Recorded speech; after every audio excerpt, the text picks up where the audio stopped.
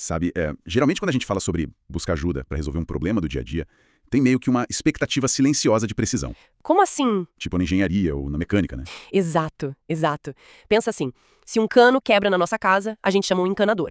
Ele vem, avalia a situação, aperta uma válvula bem específica com a ferramenta certa e pronto. A água para de vazar na hora, o problema tá contido. É uma transação incrivelmente simples e direta. A gente entrega o problema na mão de um agente externo, né? E a gente recebe a solução ali, toda empacotada. E o melhor, a nossa vida volta ao normal sem que a gente tenha que mudar absolutamente nada na nossa rotina. Ou sabe, na nossa personalidade. Nossa, sim. Quebrado e depois consertado. É algo profundamente reconfortante. Com certeza, nós, como seres humanos, a gente adora coisas que podem ser terceirizadas, né? Delegadas e resolvidas de fora pra dentro. Totalmente.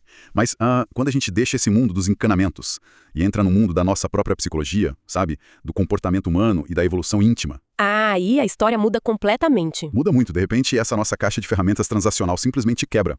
A gente passa a olhar para um cenário de mudança que é, para ser bem honesto, bastante nebuloso. Nebuloso, imprevisível e cheio de armadilhas, né? Armadilhas que nós mesmos criamos, o que é o pior. Exatamente. É a definição absoluta de águas turvas. E é por isso mesmo que o material que a gente trouxe para nossa análise detalhada de hoje é tão provocativo. E necessário, eu diria. Sem dúvida. O que a gente tem hoje é um prato cheio para quem busca autoconhecimento. Pois é. Nós temos em mãos um documento curto, mas incrivelmente incisivo, intitulado Eu Rezo, Tu Rezas, Eles Rezam, .docs. O título forte, né? Muito. E a missão desse nosso mergulho no texto hoje é investigar um paradoxo universal que o autor aborda de um jeito brilhante. A grande questão da estagnação. Isso. A pergunta é, por que tantas pessoas buscam ajuda insistentemente? Seja essa ajuda espiritual, terapêutica ou até conselho de amigo, mas permanecem estagnadas. Mesmo pedindo tanto socorro, elas ficam paralisadas na mesma vida e nos mesmos ciclos de sempre. É louco isso. É um paradoxo que desafia a nossa lógica básica de sobrevivência, né? Totalmente. Porque a premissa natural seria, se há um pedido de socorro autêntico e o socorro está amplamente disponível, o problema deveria sumir uma hora. Mas não some. Não some. E o autor desse documento joga uma luz implacável sobre essa engrenagem oculta, sabe? Ele revela que talvez o defeito não esteja na ajuda que chega. Mas sim em quem recebe essa ajuda. Exato. Na nossa própria recepção. E para quem nos escuta agora, eu quero destacar logo de cara um ponto crucial para a gente entender bem isso. Embora o texto use a oração e a prática da fé como ponto de partida, o tema central transcende a religião. Com certeza, vai muito além disso. Trata-se da imensa resistência humana à mudança íntima. Qualquer pessoa que já tentou criar um hábito saudável ou que já bateu de frente com a própria autossabotagem vai se identificar. O texto usa a linguagem da fé, mas a anatomia do problema ali é puramente psicológica. É comportamental, sabe? Certo. Vamos desempacotar isso. Para entender a crítica central do autor, a gente precisa olhar para o próprio título do documento. Aquele que soa quase como um lamento, né? Isso. Eu rezo, tu rezas, eles rezam, mas poucos realmente mudam. O texto já abre quebrando uma ilusão muito confortável que a gente alimenta. A ilusão da falta de ajuda. Exato. Aquela ideia de que a gente está estagnado simplesmente porque não recebe auxílio suficiente, ou porque o universo esqueceu da gente. O que é fascinante aqui é justamente essa desconstrução imediata da desculpa. Porque a ação de pedir é universal, né? Todo mundo está pedindo algo o tempo todo. Buscando uma tábua de salvação. Isso, mas a transformação real que deveria vir desse pedido é estatisticamente rara. E o texto afirma de forma muito categórica que a falha não é por falta de ajuda recebida. E essa simples afirmação muda completamente o centro de gravidade da discussão, né? Muda o jogo todo. Tira o peso do mundo e coloca nas nossas costas. Sabe, lendo essa parte me veio uma analogia à cabeça. É como se uma pessoa se matriculasse na melhor e mais cara academia de ginástica do mundo. Nossa, eu tô até vendo. Ela tem acesso irrestrito aos melhores equipamentos, tem o melhor personal trainer à disposição fazendo treinos perfeitos. Mas, quando chega lá, ela cruza os braços. Senta no colchonete, fica mexendo no celular. Exatamente. Se recusa terminantemente a levantar um único peso, ou a suar a camisa.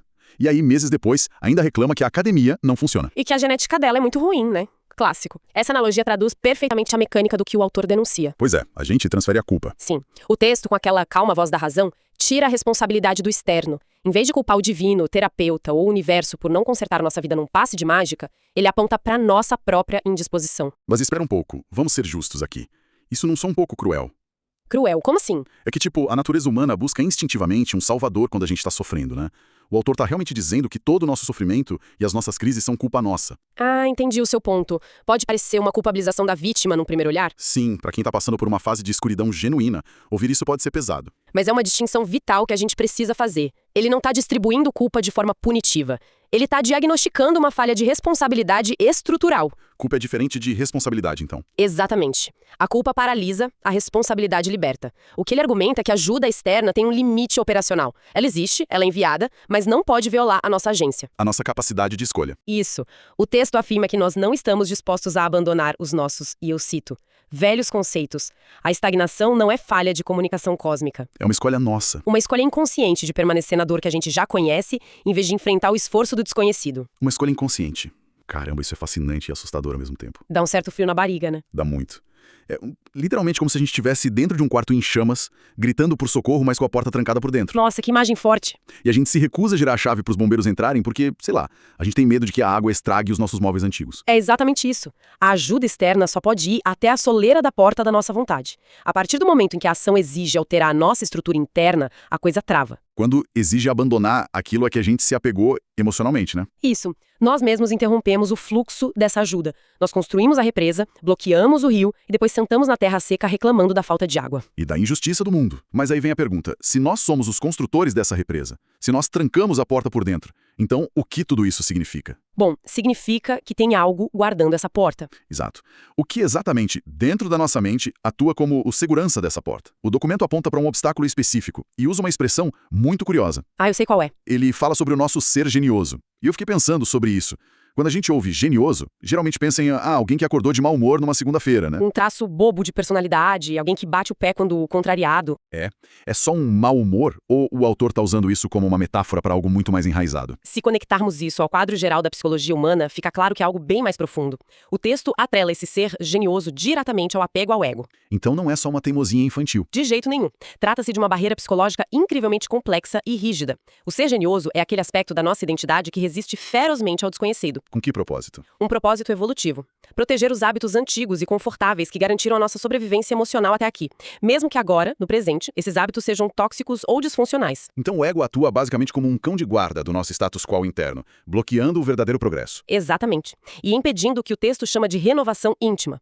O ego não avalia se as nossas escolhas são saudáveis ou não. Ele só quer saber se é familiar. Isso! O nosso cérebro opera sob um princípio de eficiência. Ele avalia situações como familiares ou desconhecidas. Familiaridade significa segurança. A gente já sobreviveu a esse hábito antes, então ele é seguro. Entendi.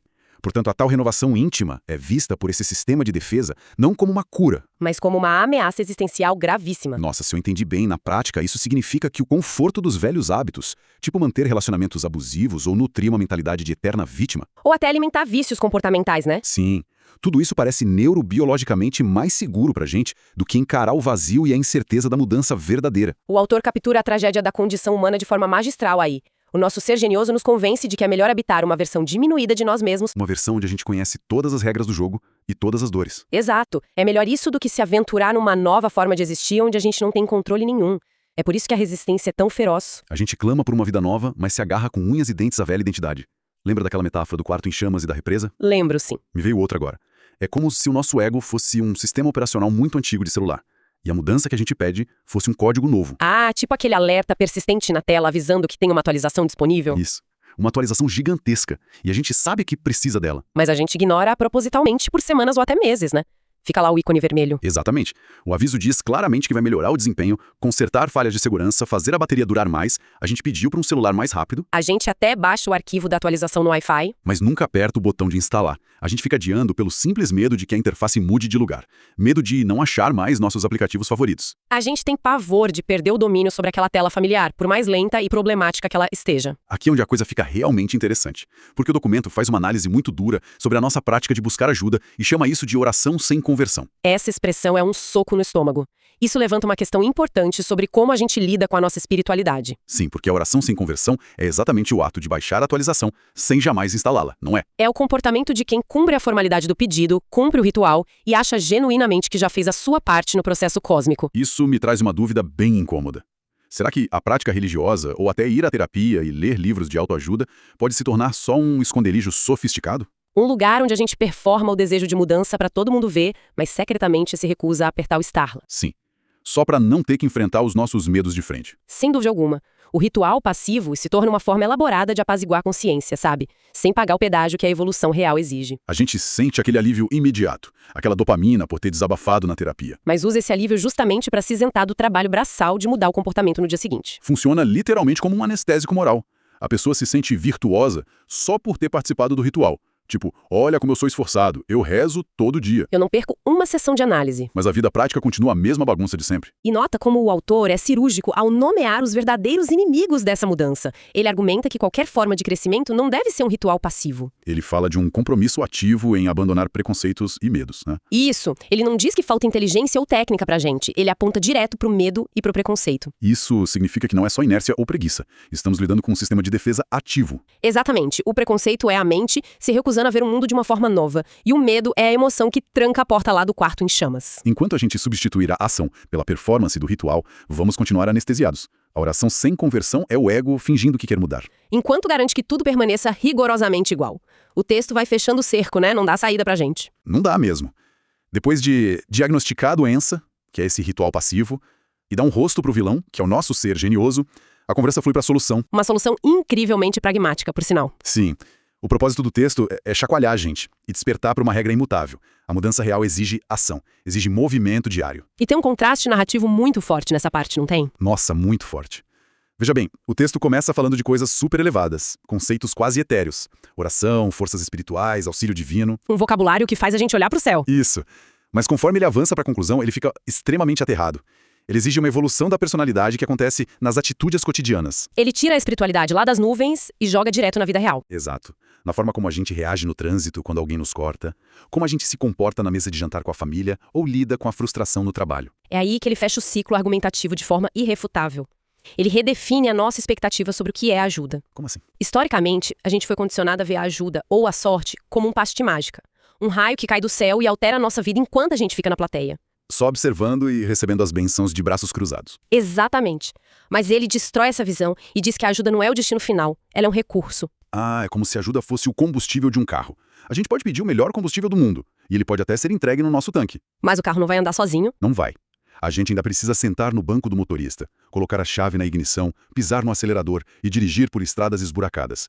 O combustível não dirige por nós. Essa é a essência do pragmatismo do texto. A ajuda, seja uma intuição, uma palavra de conforto ou uma clareza repentina, é só energia potencial. É o combustível que precisa ser consumido pela nossa ação diária. Para gerar a verdadeira evolução profunda da personalidade. A conversão real acontece na fricção do dia a dia. Então, sem essa aplicação prática nas atitudes cotidianas, sem o esforço persistente de vencer aquele ser genioso a cada pequena decisão, a ajuda evapora. É totalmente desperdiçada. A mensagem final é que o universo pode nos dar as ferramentas, mas a transformação da nossa identidade é um trabalho estritamente manual. E intransferível. Ninguém vai apertar o botão de instalar a atualização por nós. De jeito nenhum. A responsabilidade é toda nossa. Incrível. Bom, com isso, a gente chega ao momento de recapitular a jornada intensa da nossa análise de hoje. Foi um mergulho e tanto. Foi sim. Nós começamos desvendando aquele paradoxo incômodo das pessoas que pedem ajuda sem parar, mas cujas vidas teimam em não mudar. E entendemos que o problema não é a falta de ajuda externa, mas um bloqueio estrutural interno. Nós somos o gargalo. Depois, nós examinamos como esse bloqueio funciona. Identificamos a autossabotagem do nosso ser genioso e o apego cego do ego à familiaridade. Compreendendo que a mente prefere defender hábitos dolorosos a ter que encarar o terror do desconhecido. Exato. Exploramos também o perigo de transformar a busca por melhora num ritual passivo. Aquela armadilha de baixar a atualização, mas morrer de medo de instalar. Usando o pedido de ajuda como um anestésico moral. E concluímos com esse chamado pragmático. A renovação íntima só é real quando desce das nuvens e se manifesta no suor das nossas ações diárias. É vital que a nossa audiência leve essa perspectiva para o seu dia a dia. A lição de que o maior obstáculo ao nosso progresso somos nós mesmos é uma ferramenta poderosíssima. Para qualquer jornada de autoconhecimento, independentemente de crenças. O verdadeiro momento de virada não é quando o socorro chega. É quando a gente finalmente assume a responsabilidade de instalar a nossa própria atualização, aceitando todo o desconforto que vem junto. E isso nos traz a um pensamento final. Uma provocação profunda, baseada puramente na lógica do nosso documento de hoje, para que quem nos escuta possa refletir depois. Para dar aquele estalo, né? Exatamente. O texto nos alertou que a mudança real exige abandonar o nosso ser genioso e enfrentar o desconhecido. Pensemos por um momento no maior problema que nós enfrentamos hoje. Aquela situação da qual mais reclamamos e para a qual mais pedimos solução. O nosso maior obstáculo atual. Isso. Se por um passe de mágica um botão aparecesse na nossa frente agora, e apertar esse botão significasse que todas as nossas preces e pedidos de ajuda seriam plenamente atendidos neste exato segundo, a nossa vida mudaria. Totalmente. Mas isso também significaria que a pessoa confortável que nós somos hoje teria que deixar de existir. Nós teríamos que mudar a rotina, rever amizades, abandonar o papel de vítima e assumir uma postura totalmente nova e assustadora. Uma reinvenção completa. Então a grande pergunta que fica ecoando no ar, a ferida que este texto deixa aberta é: Nós estamos genuinamente preparados para abraçar a evolução profunda que tanto exigimos aos quatro ventos? Ou, lá no fundo, em silêncio, nós apenas torcemos secretamente para que o universo inteiro mude ao nosso redor, só para que possamos continuar sendo, pensando e agindo exatamente como sempre fomos?